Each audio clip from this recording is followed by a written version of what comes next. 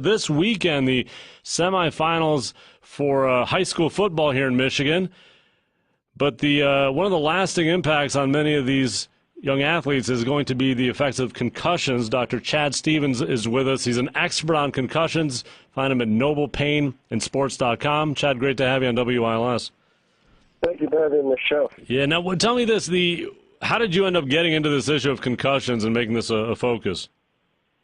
Well, that's a great question. I'm a sports medicine and pain medicine specialist. So by nature, I treat injuries where sports lead to long-lasting or chronic injury.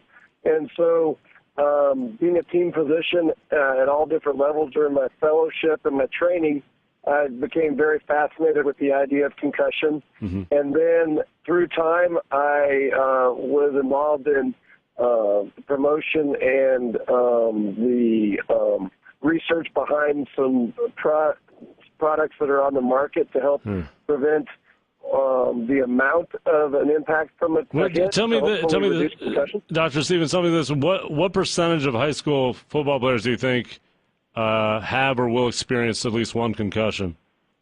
When I did the research in 2014, sir, it was about 10% of each varsity football team each varsity season. Well, you're saying 90% do not experience concussions? I think that there's probably some that go unreported, honestly, but I think that there are some that are pronounced enough that it affects the kid long after that game, and so those are taken into consideration, to a greater extent. And you've actually brought smart helmet technology to the high school program in your neck of the woods there in Dallas. What does that involve, really? Well, there's various different helmet sensors on the market, and people have tried to use a sensor in the mouthpiece, but our school used sensors that go in the helmet that give real-time information to the training staff and the doctors about players that are on the field at the time and hits they are sustaining, and quantifies those into what G-force each of those hits is. So we have an idea of which players might need to be evaluated more closely. Oh, and do you get the data after the game, or during the game? You get it. There's actually an app that notifies us as soon as it happens if it's game time. Wow! And then we get each night at the end of the practices, we get an evaluation of each player's G-force throughout their practices. So what kinds of G-forces are you finding? Well, we took it to break down. Anything less than a G-force of 80 would be a yellow hit, and anything above 80 would be a red hit. And so some of the players in the game are sustaining, 10 or more of the red and the yellow hits. So a pretty good amount of G-force from just one game, even for some of the players. Did you say 8? A G-force of 8? Is that what you said? 80. Okay. Yes, sir. What compares to that kind of an impact in the normal world? That's a good question. Probably in some instances a whiplash from a small car, motor vehicle injury. I wouldn't say a heavy speed or high speed injury, but a whiplash type injury in a car accident. Okay, and that's 80. And is 80 typically a concussion then? Or?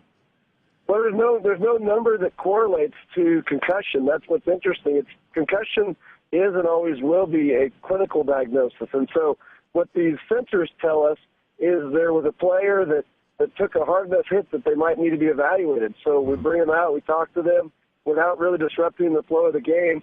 And if the child or the athlete is still, neurologically sound and can communicate and everything seems great on the examination, then we let them continue to play. But when we start to see signs of slipping on any of the studies we're doing on the sideline, just like we normally would, then we pull them from the game. Is it now when they get it? Is it a headshot that causes that kind of a reaction, the G-force? It can be, but studies have shown that even a hard hit to the mid-body that causes a whiplash-type injury to where the head is forced into a neck hyperextension, or if there's a player that falls back and hits the back of their helmet on the turf or things like that, can even cause that kind of G-force. And how often are the players telling you, no, I'm fine? I would say that most of the players at my school I know pretty well. So some of them I've been monitoring since 5th grade because my son's a junior there and played with all these boys. And so I would say I have a pretty good indicator of when the kids are not telling me the truth. But some of the boys have opted to not turn their helmet on, so we don't get the readings we need to get to make decisions, which we, of course, punish them by running laps and things. But they can only do so much. If the player doesn't want to come out, then we have to just stick to the clinical, diagnostic and just watching the athlete closely like we always have. Dr. Chad Stevens, expert on concussions. Find him at noblepaininsports.com. Right here on 1320 WILS. Chad, thank you very much. Thank you for having me on the show. Yep.